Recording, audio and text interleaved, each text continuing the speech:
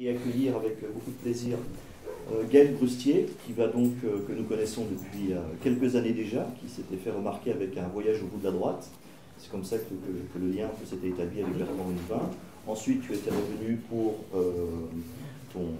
notamment pour ton livre sur Nuit debout, ça c'était l'un des plus récents. On t'avait aussi accueilli pour un mai 68 conservateur, c'est au sujet de la manif pour tous. Tu es donc en France un des apôtres du populisme de gauche, et puis tu restes quand même malgré tout un spécialiste de la droite. Tu avais prédit l'arrivée de Wauquiez à la tête de ce courant de pensée. Donc tu vas remettre un petit peu d'ordre dans ce que tu appelles dans ton dernier livre donc le désordre idéologique, qui est que je te laisse présenter donc maintenant pendant 45 minutes. Après, on pourra reprendre le dialogue avec Marcel. Tu as la parole. Bien, bonsoir mesdames et messieurs. Merci à l'ANAR pour cette nouvelle invitation. Pour une fois, je suis en forme, mais c'est Bertrand qui n'est pas en forme. Donc on a interverti les rôles.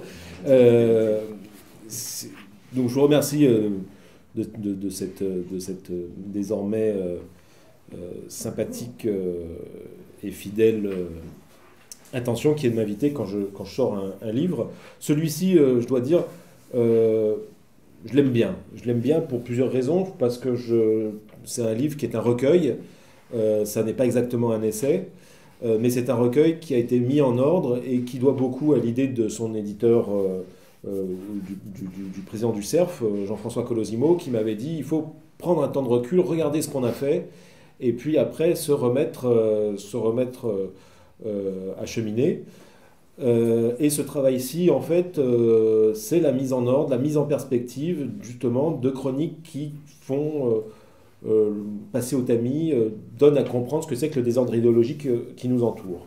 Alors, c'est des chroniques que j'ai rédigées pour Slate, qui est un site d'information présidé par Jean-Marie Colombani, et je les ai faites de 2014 à ces derniers mois. Et ça balaye à peu près toutes les grandes familles politiques qui font notre actualité et qui ont été confrontées toutes aux conséquences de la crise de 2008.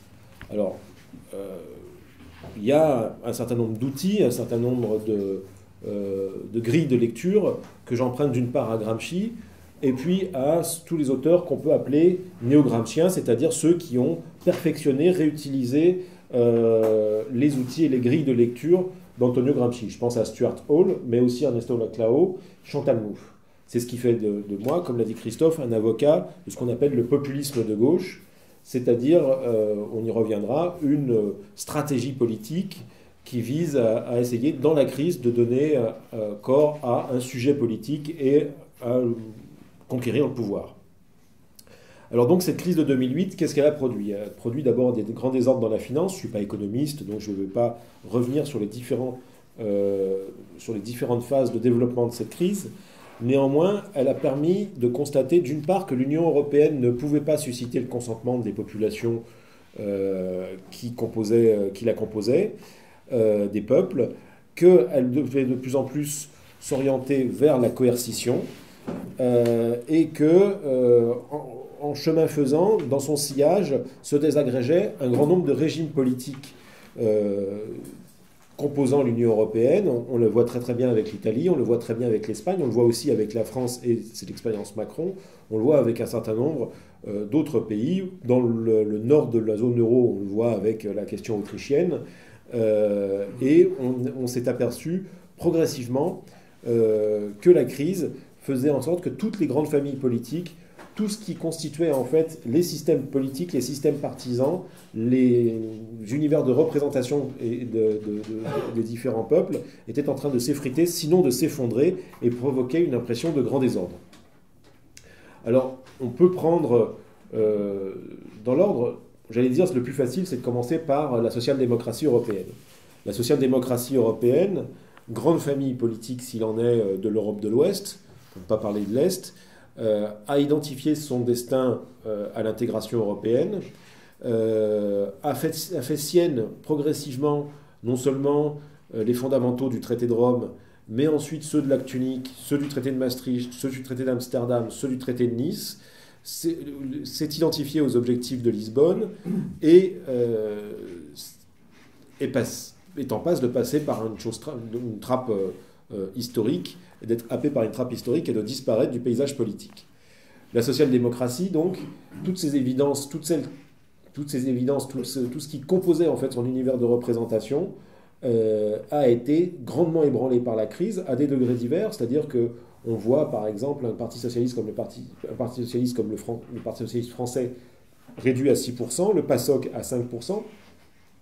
Quand on regarde bien ce qui s'est passé dans le bloc germanique, le SPD est ramené à 20% des voix, le Parti social-démocrate autrichien est un peu plus de 25%, mais ce sont des partis qui, hier, étaient des partis dominants dans chacun de leurs pays et qui pouvaient à la fois gouverner parce que les systèmes institutionnels leur assuraient toujours une place au gouvernement ou une place de deuxième dans les élections quand il y avait un scrutin majoritaire, et parce que tout l'univers de représentation qui était courant, ce qu'on appelle le sens commun, les vérités non interrogées, portaient ces partis socialistes.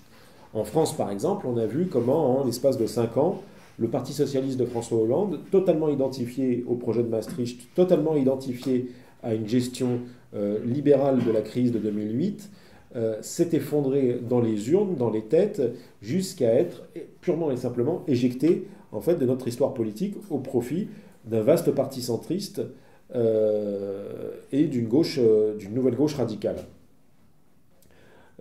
Donc, pour ce qui est de la social-démocratie, voilà, on peut la passer en revue absolument tous les pays.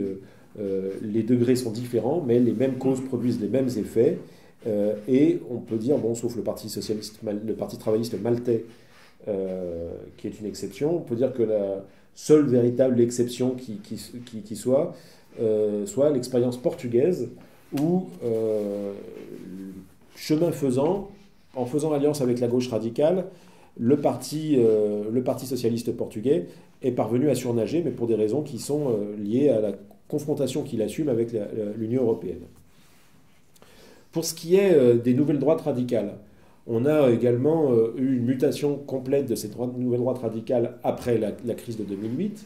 Au début, on avait des droites radicales qui étaient, mais là je crois que vous avez vu Nicolas Lebourg ici, déjà un soir, qui vous avait un peu montré ce qu'il en était. Mais quand vous regardez aujourd'hui là où on en est, si vous prenez le PVV aux Pays-Bas, si vous prenez l'AFD, si vous prenez ce qui se passe en Italie, ce qui se passe en Autriche ou ce qui se passe en France, vous avez une nouvelle droite radicale qui s'est régénérée au contact de la crise. Ce qui s'est passé en général avec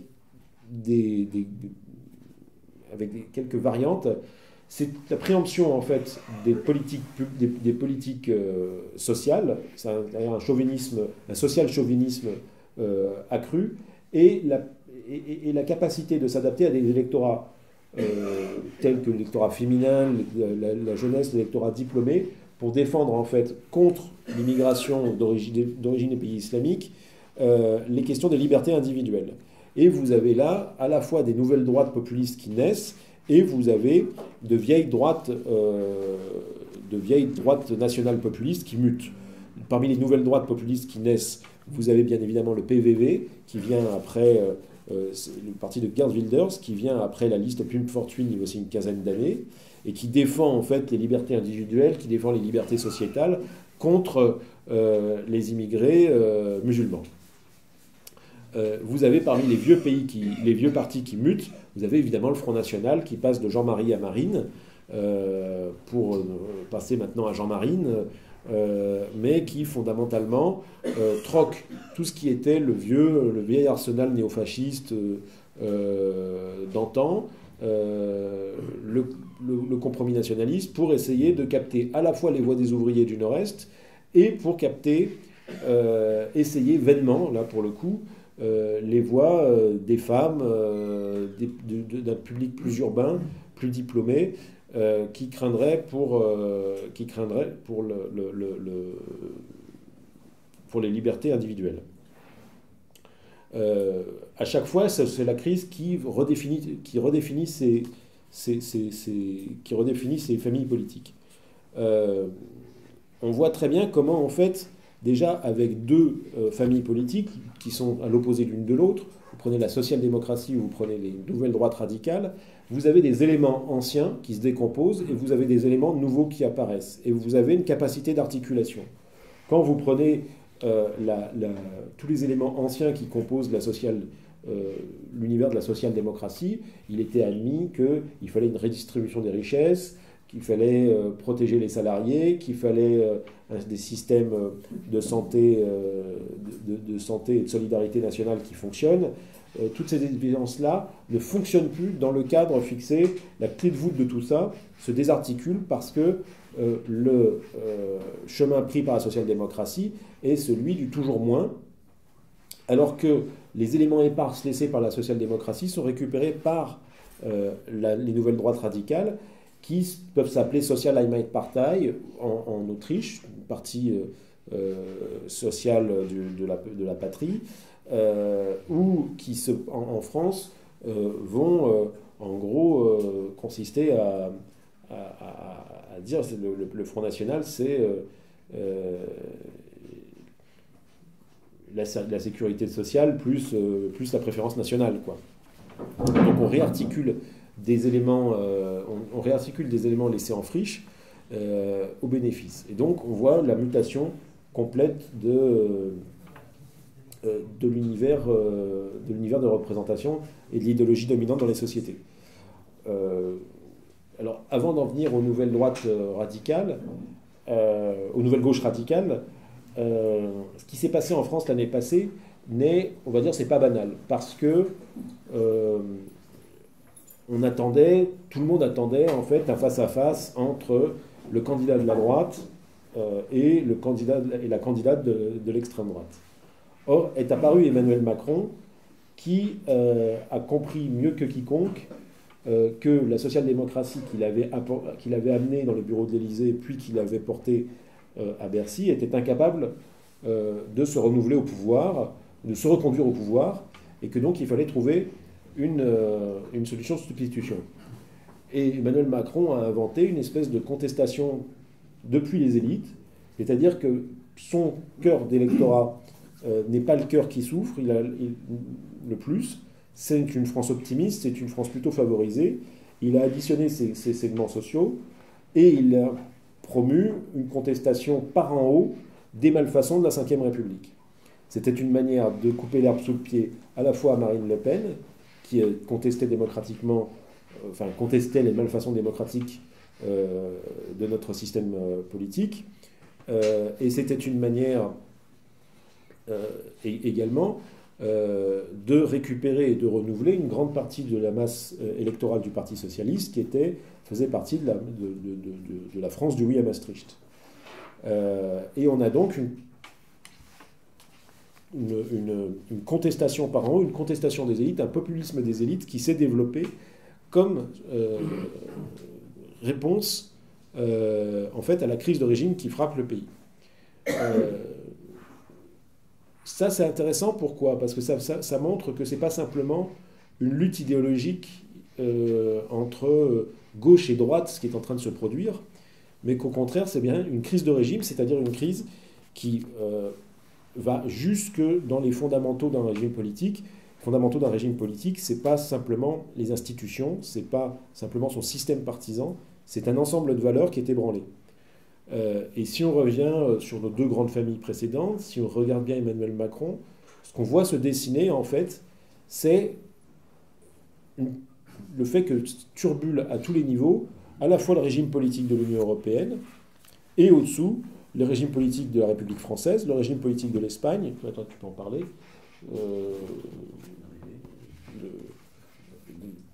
le régime politique italien, le régime politique autrichien, etc. Macron est la réponse à la crise de régime en France. Alors, on peut retrouver dans d'autres éléments propres à Macron, c'est ce que j'avais essayé de montrer, c'est que quand on regarde bien Macron, fondamentalement, on a un peu l'impression que c'est une espèce de Beppe Grillo qui aurait le programme du BNF. C'est-à-dire qu'il a des formes de contestation assez radicales il veut fonder son projet par l'horizontalité, il veut contester absolument tout, il veut contester l'incapacité des partis politiques à dire ce qui est bien et ce qui est mal, etc. Enfin, il s'en prend au système partisan de manière extrêmement violente. Donc il a un aspect griot là-dessus, mais il le fait au nom de quoi? Il le fait au nom d'un programme politique qui est grandement calqué sur les fondamentaux du MEDEF. Et enfin, plus original, c'est qu'il fait tout ça, il fait cette contestation démocratique et il adopte le programme du patronat et d'une partie du CAC 40 en le faisant depuis et au bénéfice des élites techniciennes de la Ve République. C'est-à-dire qu'il n'est pas la solution à la crise de régime, il est en fait une solution apportée au régime, à sa propre crise, mais si on suit le fil, il ne peut absolument pas la résoudre. Alors, je bois un coup, je vais plus dessécher.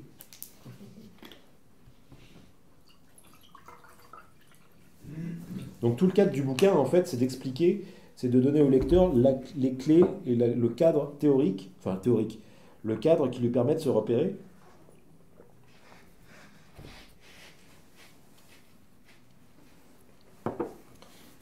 Alors on arrive aux gauches radicales, c'est-à-dire dans un contexte où on a une crise de régime de l'Union européenne, une crise de régime de la France, une crise de régime des pays membres de l'Union européenne, c'est quelle force politique peut demain susciter, en fait, mobiliser un peuple, créer un sujet politique, imposer une volonté collective et arriver au pouvoir. Alors là, c'est l'exemple espagnol qui avait attiré de l'attention, c'est-à-dire que moi, ce qui m'avait tout de suite frappé dans l'expérience de Podemos, c'était qu'en fait, tout ce qui était les vieilles... On avait une famille politique qui pouvait tout avoir à perdre en fait au monde tel qu'il était en train de se construire. Et pourtant, en fait, eux réarticulaient à leur bénéfice ce que les vieilles gauches radicales, la social-démocratie et une partie des droites de gouvernement ne parvenaient plus à faire, ne parvenaient plus à articuler. Et c'est ce qu'on appelle le populisme de gauche. Le populisme de gauche, c'est-à-dire la transversalité. C'est-à-dire que, en gros, comment ça se passe? Dans le monde de 2008-2011, tout le monde peut dire, en fait, répliquer à un militant de gauche, ton monde c'est fini, c'est derrière nous, la sécurité sociale c'est fini, le service public ferroviaire c'est terminé, ton monde n'existe plus, les syndicats ça n'existe plus, les grèves ça ne sert à rien. Tout ce monde-là est en fait battu en brèche et presque condamné à l'échec. La transversalité, c'est autre chose, c'est de dire, il y a en fait une grande masse de gens qui, si on fait abstraction des identifiants politiques, si on fait abstraction de ces grandes...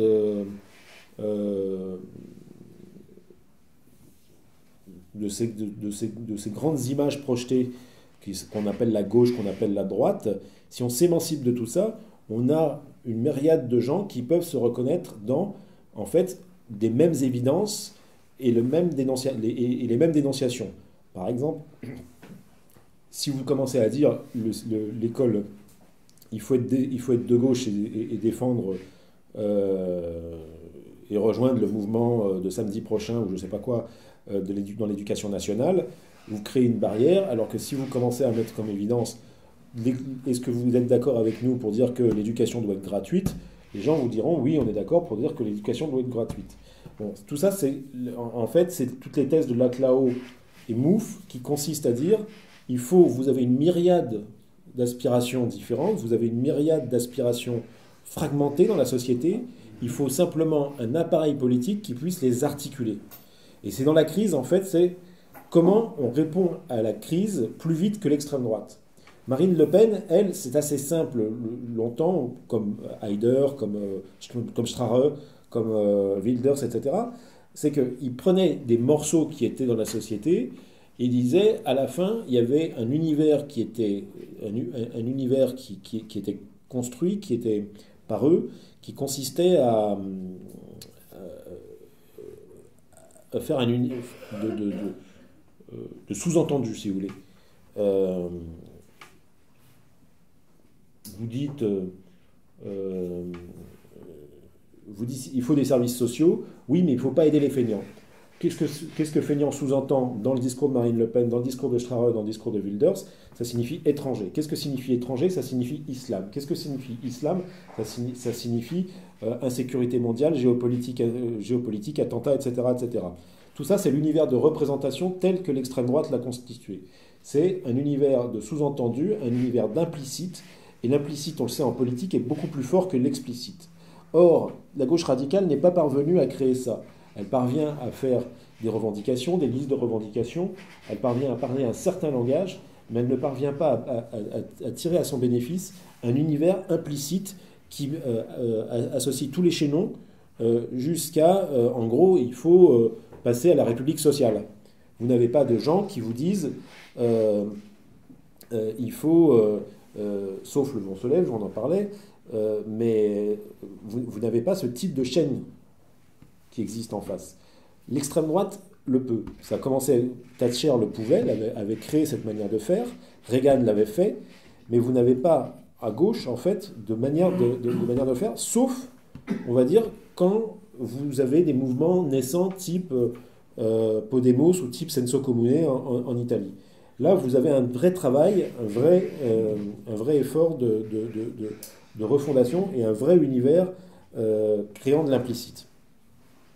Donc voilà comment on en arrive à la situation de désordre idéologique, c'est-à-dire les grandes évidences d'hier n'existent plus, les évidences de demain ne sont pas nées, et au milieu, vous avez des gens qui se débattent pour essayer de construire des outils politiques et de construire des sujets politiques qui puissent s'imposer.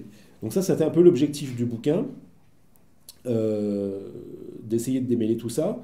Et donc le livre parle pêle-mêle d'écologie politique, parle évidemment d'extrême droite, comme je l'ai dit, parle de social-démocratie, parle des droites, des vieilles droites d'hier et des droites de demain, parle également un peu du monde catholique, parle de tous ces sujets-là, avec cette idée effectivement que face à des piliers qui sont complètement effondrés, il faut maintenant il faut comprendre comment tout ça fonctionne pour créer en fait le sujet politique de demain. Voilà, pour moi c'est celui de la gauche radicale à refonder. Je ne sais pas si ce sera la France Insoumise ou autre chose, mais ça passe comme ça. Voilà. Merci beaucoup. On va engager la discussion.